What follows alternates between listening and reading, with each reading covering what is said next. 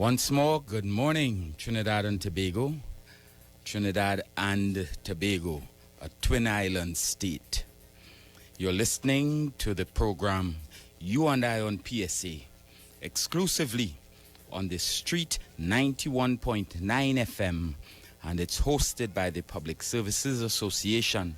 And we are here Monday to Fridays from 8 a.m. to 9 a.m.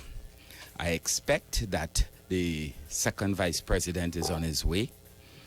I want to say a special good morning to the president, to the president, the executive officers, and of course, the hard-working staff of the PSA, our general counsel, our PSA members, the staff side members, representatives. We are in the studio here today alone with Comrade Batman, and he is known by a different name. Of course, we all know his name. All right? The program is geared towards ensuring that we highlight the concerns facing public officers, civil servants in general, and the weaknesses that are permeating the system of the public service and its effect on the morale and the performance of the employees of the state. Because we are in a situation today where almost none of these agencies are functioning with the kind of oversight and transparency, and I dare to say accountability, that is needed for public institutions to give the confidence to the citizenry that their institutions are being well managed. And the effect of that, the knock-on effect of that is displayed when an ordinary citizen goes to legal affairs to get a birth certificate. He or she is treated as though they're coming to beg for a favor. When they go to the immigration department, they have to have these long lines, air-conditioned units that are not functioning, and you name it, all these state agencies. And I don't want to leave out the homes. I don't want to leave them out at all, because the homes of themselves are being managed by the church, or I dare to say the Anglican Church and the Catholic Church, and one would expect that those boards would be held to a higher moral standard than some of these other agencies of the state.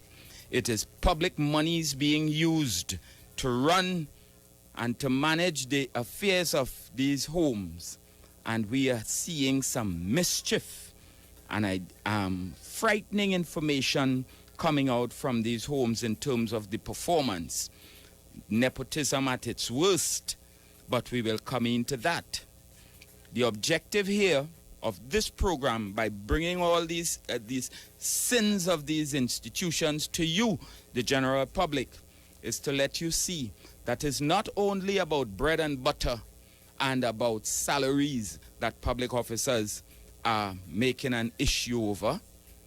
In fact, it is 2017, and we have not been called to the table as yet by the CPO to discuss negotiations for the period past.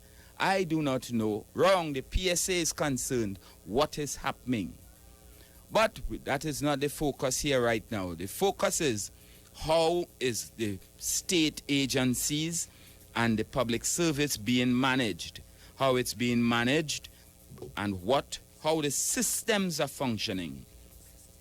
How is it that the office of the ombudsman could be embroiled in its issues that are internal and trying to destroy the credibility of the executive officer when it has a bigger function and a greater role to keep the order and harmony in the public service by highlighting the wrongs, or we dare to say the inefficiencies taking place in these state agencies.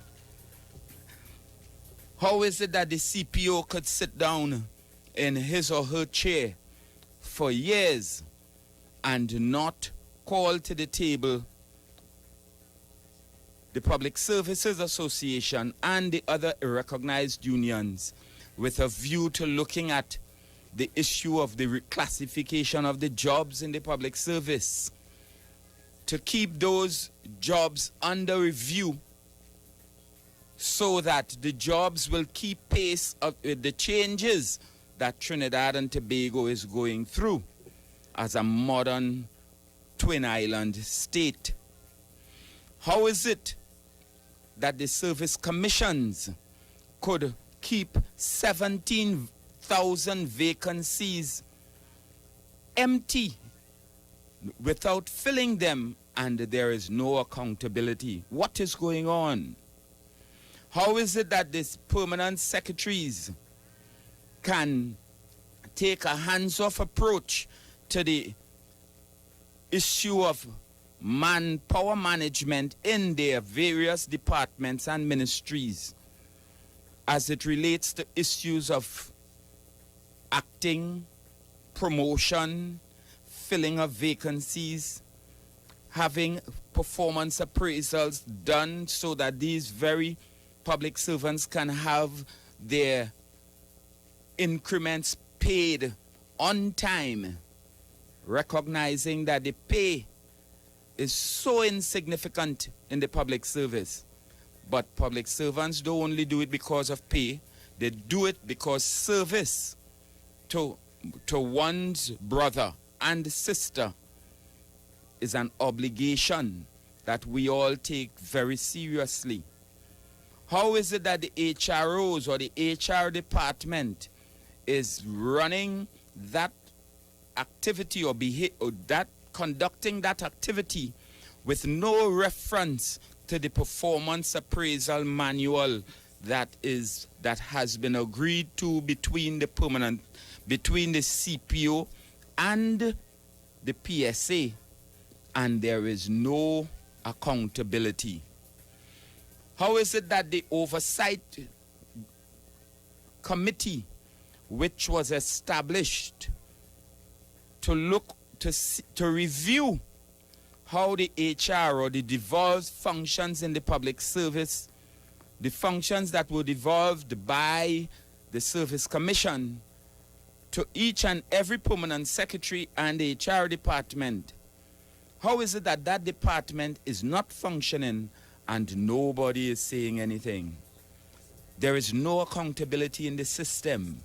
The system is falling apart, and the PSA is saying, we are bringing it to you, the ordinary public, so that you will have an understanding of what causes the problems when you come into these state agencies for service and you meet an employee who is supposed to be employed by the state through the Service Commission, but that employee is on contract and doesn't have a clue of what are the regulations that guides their performance in the course of their duties, and therefore they treat you, the ordinary citizen, like you are a bothersome to them. This is an interactive program, and I will open the lines to you in a while so that you can make your contribution.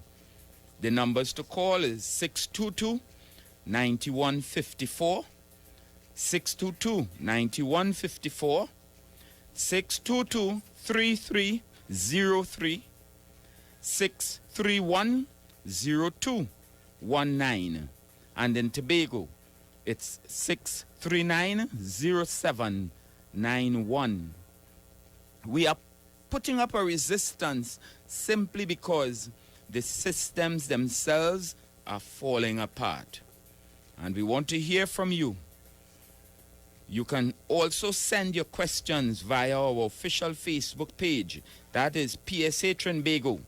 Or you can email us at psa.tnt@gmail.com.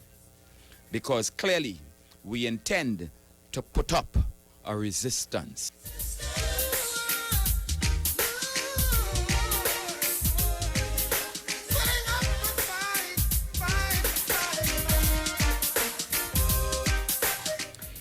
I was looking at an article in the newspaper today where it is said that the state enterprises have $44 billion in debt. $44 billion in debt.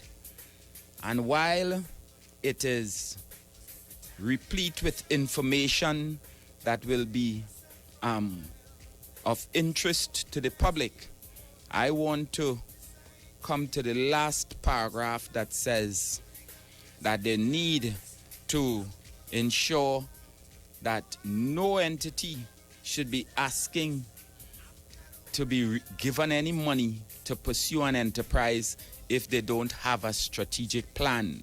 We talked about that the other day. They are saying that you cannot get a penny if you don't have a strategic plan, because a lot of these organizations, they are receiving state funds and there is no accountability. There is no clear plan as to how they spend the money. And the homes, that's St. Dominic's home in particular, appears to be one of those that is under the radar right now, the microscope, I dare say, and wow, it is frightening. But in that article it says that none of these entities should be asking or be given any money to pursue any enterprise if there is no strategic plan, because entities appear before that committee and there is no plan. Here they keep saying they have no plan, they are working on the plan or they're reviewing the plan. But in the meantime, hello, public money is being spent, especially when there is a reduced fund flow to the government. So they are saying, come up with a strategic plan this time around if you are to be able to access government funds for these capital expenditures. But one of the things that the PSA, as the conscience and the conscience of the organization and the watchdog of the public purse in all these state enterprises as well as the general public service, is to see how they manage these micro issues as it relates to spending, because they engage in spending of all sorts of activities with no plan. It is not tied back to any particular business plan or strat plan. And the state continues to dole out money. We are concerned that the relevant departments need to get their act together, because we understand, and I want to stay on St. Dominic's home now. St. Dominic's receives money from the state to fund all the public officers there and to do other things. But there is no manager there at present. There is no deputy manager there at present. We understand that they are paying 2 persons as deputy managers, saying one is a chief operating officer, but both of them are doing the same job. We are hearing that 2 persons are being paid as personnel officers when the establishment only has room for 1. They are paying 2 persons as accounting assistants when the establishment has only room for 1. They are paying 3 cooks. Hear me? They are paying 3 cooks, and yet they are still purchasing food and complaining of the cost of food has gone up. So those children who are supposed to be eating food that is prepared by cooks that was sent by the Statutory Authority Service Commission and are paid by the state. They are not getting food from those cooks. They're going out and buy the food. They're going and order the food. We understand that the financial regulations of 1965, there is no accounting officer at the home. In other words, they are disrespecting or disregarding the financial regulations.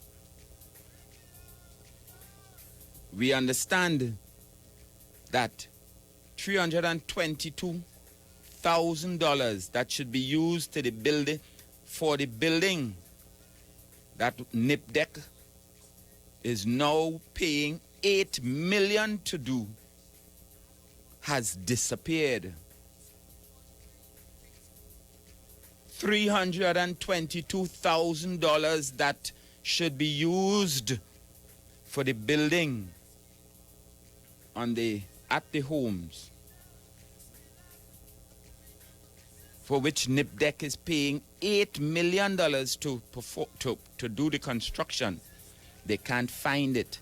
Ask them where is the extra $1 million they received for workers' arrears gone. Where is the extra $1 million? We understand that the HR manager is hiring people on a month-to-month contract, but yet they're giving them vacation leave. They're giving them sick leave. They're giving them casual leave. And yet they're telling the people they are not permanent. Hello, this is nonsense. And we are saying you have to have some accountability in that home. They are paying 130 workers. They are paying for 130 workers at the home, you know, and they only have 35 children in the care of the home. When in fact the home was established to house 101 children. Something is wrong at the home. What is taking place at the home, and the permanent secretary with responsibility, under whose responsibility the homes fall, needs to ask these questions. We do not know what is happening. We understand that the Board of Management is telling the statutory authorities who to hire. When the authorities send, when the statutory authorities send the public servant over there in his capacity or her capacity as a manager or an acting manager, that person is turned back. And the board is telling the authority, the statutory authority, we do not want that officer here. What is happening in the home, especially St. Dominic's home? We have to understand that every penny counts in this country. You cannot say that you have no monies to pay public officers. You cannot say that you have no monies to engage in the kind of capital expenditure you would like to in the interest of making Trinidad and Tobago a better place, when thousands of dollars is being spent by these managers at the to engage in litigation against the employees, where they spend thousands of dollars to engage in litigation against the employees. The boards need to be a little more decisive when it comes to taking decisions as to how they litigate against the employees, because we know litigation is not cheap. And it appears as though in these state enterprises, those who have the power to decide, they are able to, at will, abuse their employees. And when the matter goes to court, hire the best and most expensive attorneys to continue to win the cases and by extension oppress the employees. We have to take a dim view of how these boards are managing these organizations in Trinidad and Tobago. And whichever committees have that responsibility, whichever minister has the responsibility, at the end of the day, it's a minister that is held accountable for the conduct of the ministry, and the permanent secretary or that board has to answer to the minister. You people need to get your act together because Trinidad and Tobago is watching. The level of literacy in the country has risen, and people are questioning how is it that these kinds of practices can take place and there is no accountability. We are putting up a resistance regardless.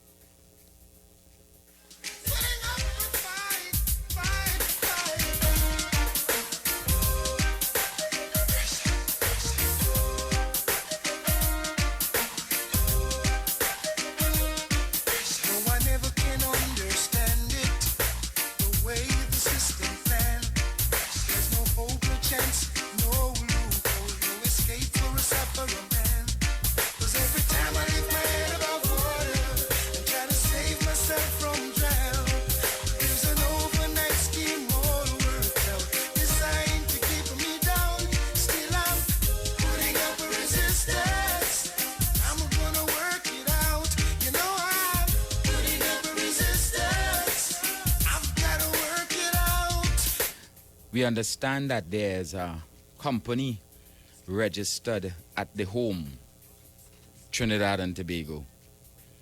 And we have one customer after another. After falling out of the company, we understand, we wonder, in fact, who are the interested parties or the beneficial owners in the nursing home initiative company. Why is it all contracts is given to either a friend or family once the contract is established? It appears that the government wants to privatize the children's home. And if they want to privatize the home, then let us discuss it. Let us sit down and engage in the appropriate social dialogue aimed at putting the children first.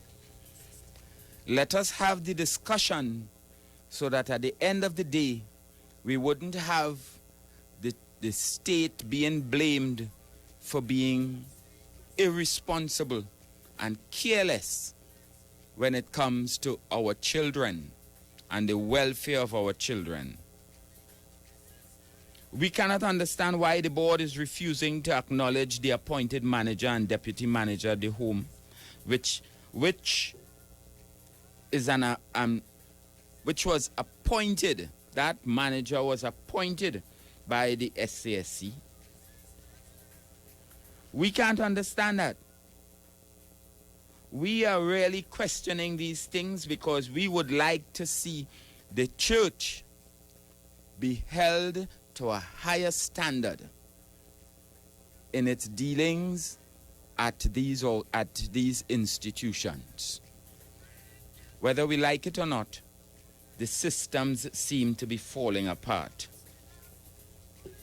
And we have to ask ourselves, what kind of transparency exists in these institutions that would ensure that Trinidad and Tobago's every penny spent is well accounted for.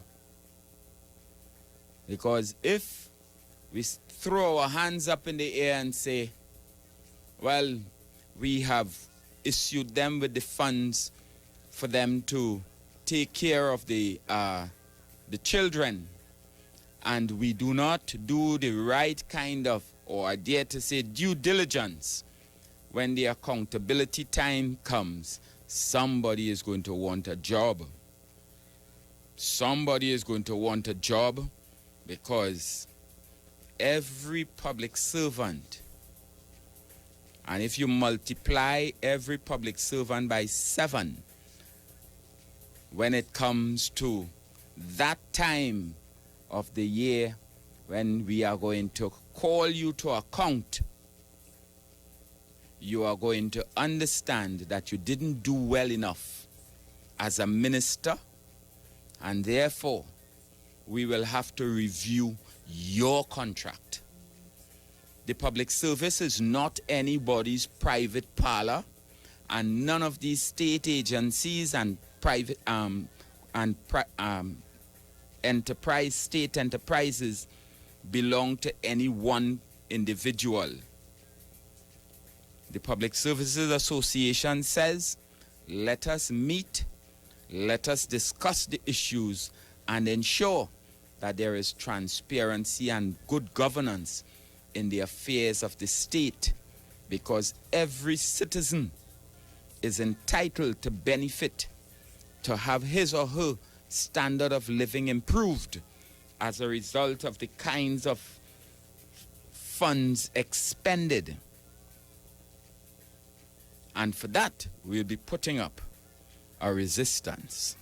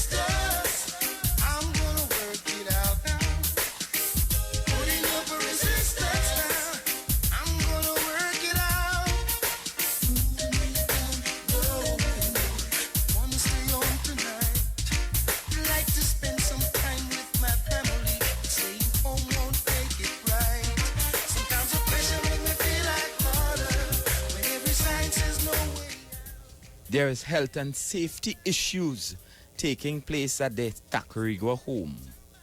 And that is a frightening situation. When you put children in the care of the home, and the home supervisor is unable to actually exercise any kind of control over the child when the child becomes violent, and the child strikes the home supervisor, cracking her head and causing a lot of blood, and causing the person to end up in the hospital. And when you go to the manager of the home and you speak about what kinds of arrangements are in place to protect the safety and the health of the civil servant who's there, the person is advised that yes, we do have a health and safety committee in place. Yes, we do. When it comes to our attention that in fact there is no health and safety committee, and the OSH agency was in essence told an untruth, because when the OSH agency comes to investigate any matter affecting a public office,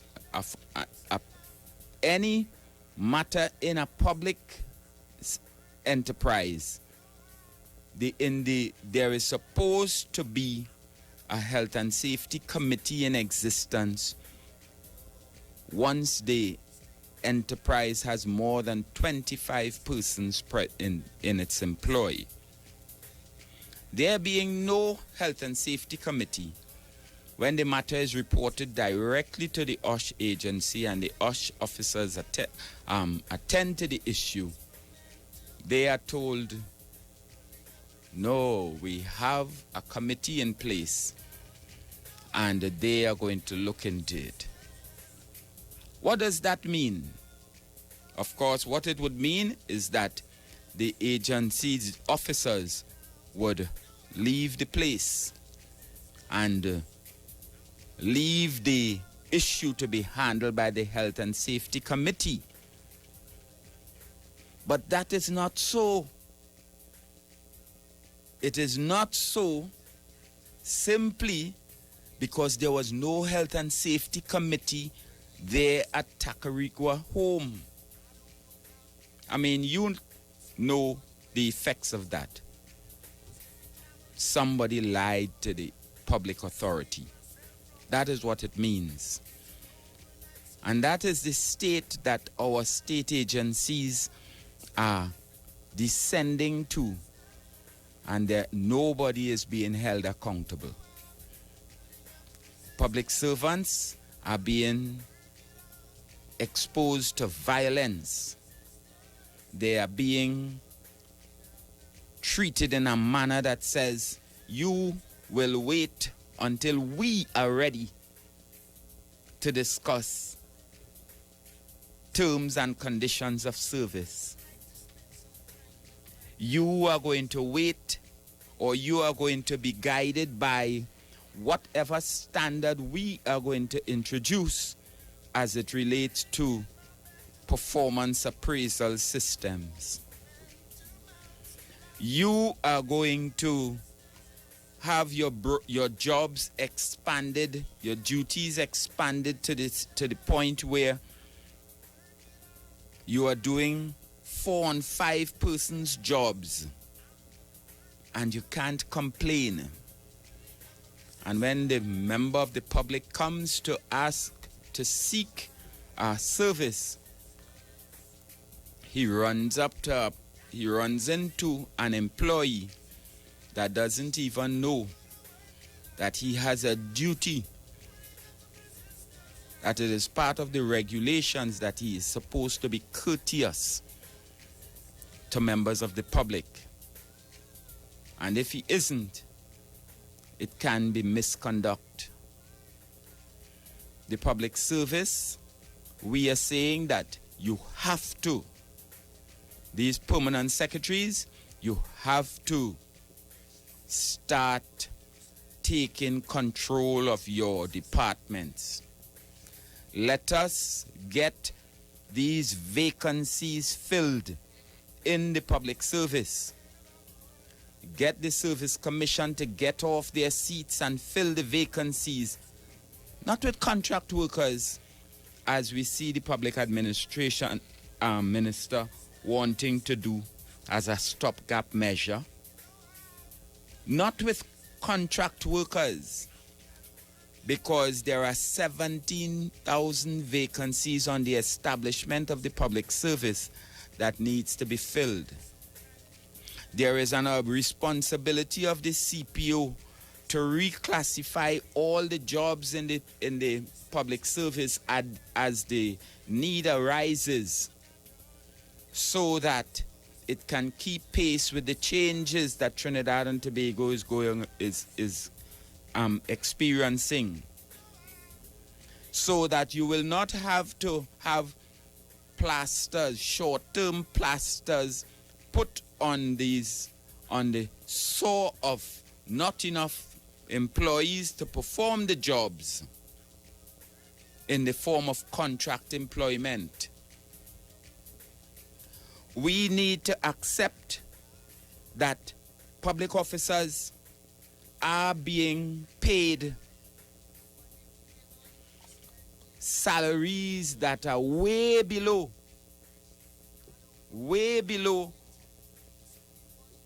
those in private enterprise. And nobody complains because it's more about service than self. And when public officers find themselves up against a wall because their human resource director or their human resource or their supervisor fails to perform their performance appraisal on time, which denies them their increment provided they get a favorable assessment, appraisal, and these public servants are aggrieved, there is no way for them to go. There is no place for them to go. When they become aggrieved because they have problems with transfer, when there are issues of acting, and these things are brought up as grievances, they get closed, they get rolled out into the end of the alleyway of the system because the grievance procedure appears to be of no use, because the disputes procedure appears to be a waste of time. The system needs to be reassessed and to be looked at with a critical eye in an effort to fix the public service so that Trinidad and Tobago citizens can experience a higher quality of service when they go to these agencies, so they can, at the end of the day, experience a better quality of life. Someone is falling down on the job, and we are putting up a resistance.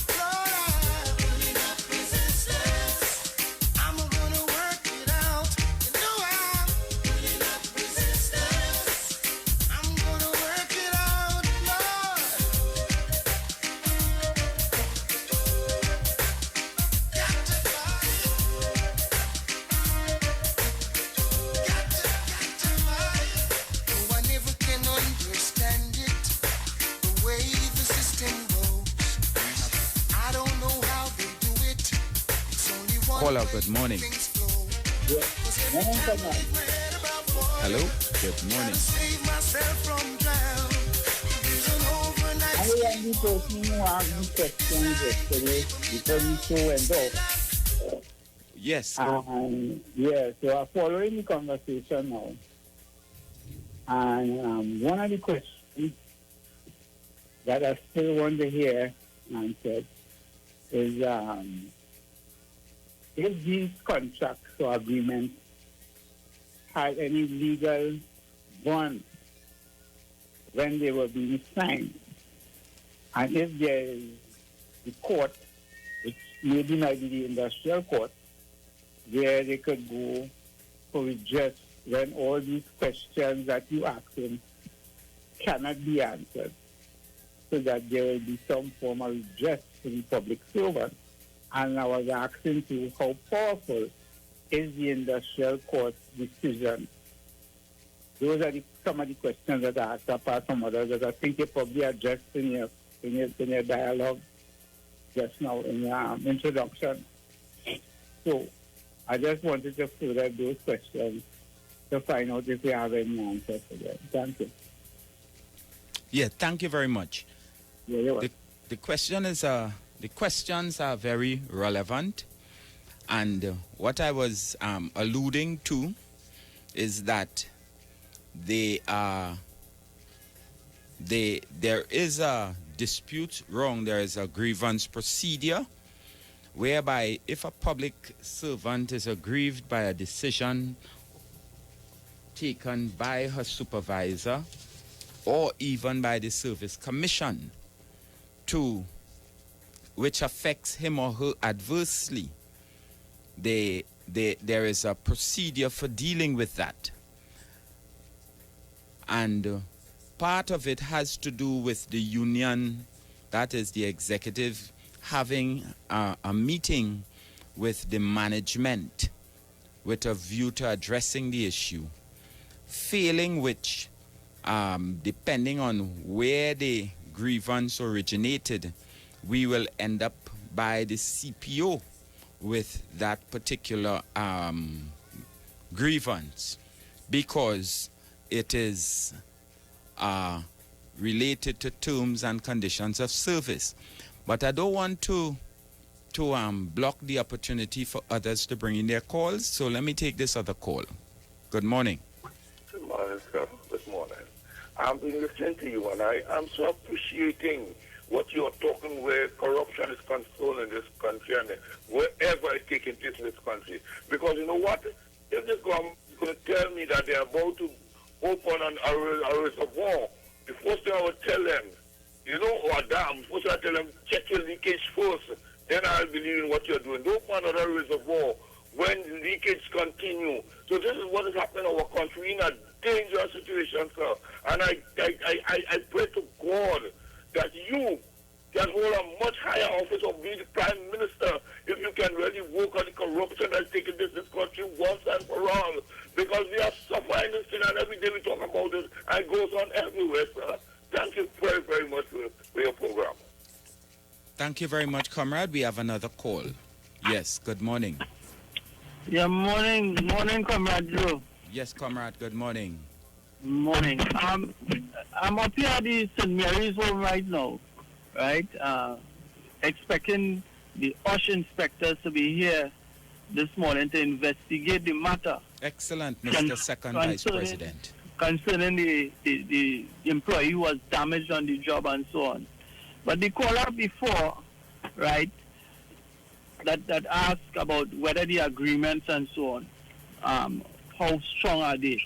We remember we use the channel that is available to us, take the matter to the CPO, and then from the CPO it goes to the Minister of Finance, and if you still have no settlement, it goes to supposed to go to the Special Tribunal, the Industrial Court.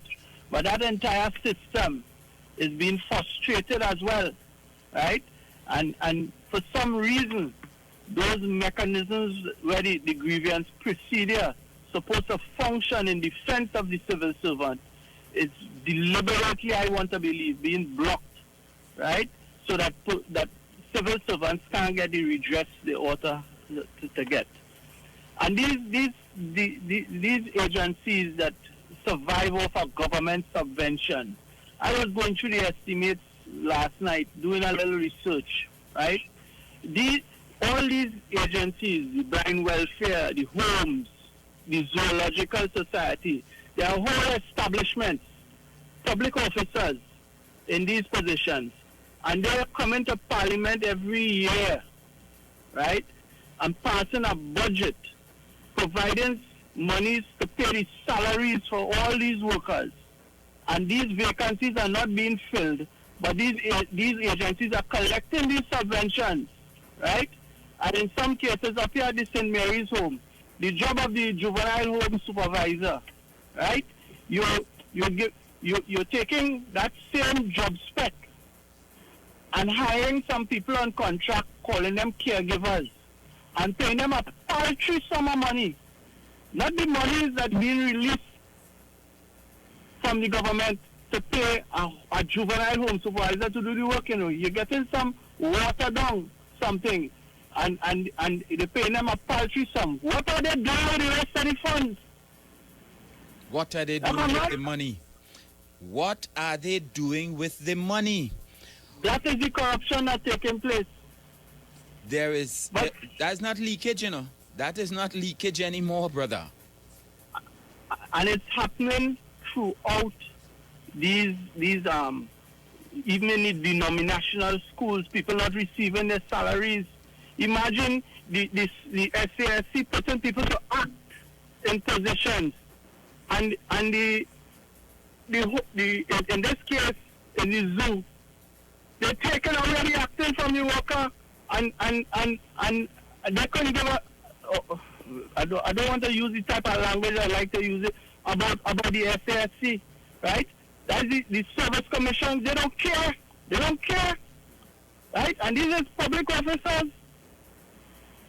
They have no connection to one, the policy makers and the funds that pass down the line for these agencies to work, and they have no connection to the public officer or the civil servant that has the duty to manage or to fulfill the functions of more or less oversight of these funds. That's right. Imagine I am seeing in the estimates where the accounting assistant, right, and the clerk 4 and another clerk 2, right, which supposed to be performing the accounting procedure in these homes for, and even the zoological society for to watch the government funds. Yeah, I have we are the actually watchdog of the state's estimated money. expenditure that they suppress the positions and hire contract accountants and so on to look into the affairs of the home. I couldn't believe what I am seeing. They actually put it in writing that these positions are being suppressed. So they take away the government workers and hire persons on contract to do the accounts. And the sad thing about it is nobody is being held accountable. Nobody at this service commission is flexing their authority, their muscles to make sure that these public servants are installed in the positions that they are supposed to. But we are running out of time. Yes, brother. Well, tomorrow we'll be at it again. Yes, certainly, and thank you for calling in.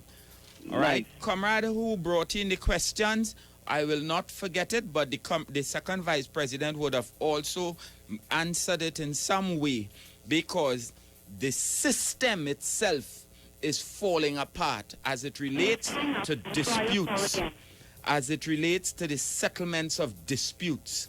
And we can take that for what it means, because when you take these matters right through the disputes procedure, it hits a brick wall. And we are saying we really need to put up a resistance. It's the Public Services Association, and we'll be back tomorrow, 8 a.m. to 9 a.m., because Trinidad and Tobago has to get on a better footing. The Public Services Association says we'll see you tomorrow. Have a good day. Some kind of pressure make me feel like taller. When every sign says no way out. Breaking my back to make an overtime dollar. That just goes from hand to mouth. Still I'm broadcasting from Trinidad to the world. The Street 91.9 FM.